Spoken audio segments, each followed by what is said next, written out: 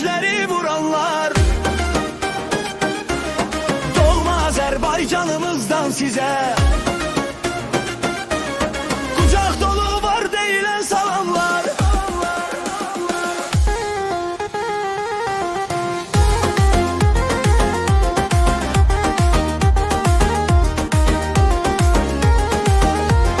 Gelebilir gelme isteyenleri, əzizləri görme isteyenleri, doğmalarını bərk sıxaraq bağrına ötenleri silme isteyenleri, ötenleri silme isteyenleri.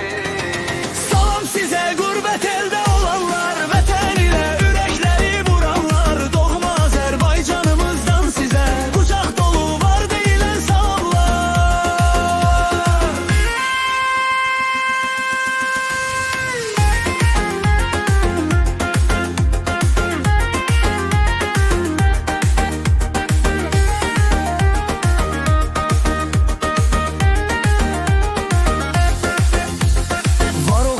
Vətəndən ayrı düşmüş, vətən ilə ürəkləri döyürmüş. Uzun illər çəkib vətən həsrəti, doğma yurda xəyallarda gəlirmiş. Doğma yurda xəyallarda gəlirmiş.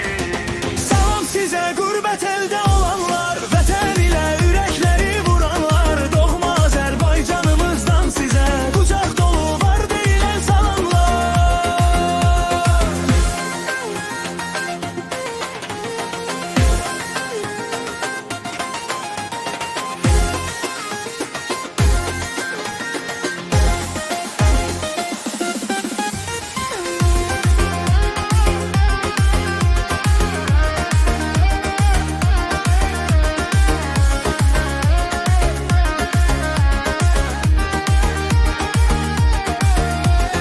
Əzizlərin gözləri yollardadır, övladı gözlərdən uzaqlardadır. Fani həyat zindan olubdur deyə azadlıqda qollar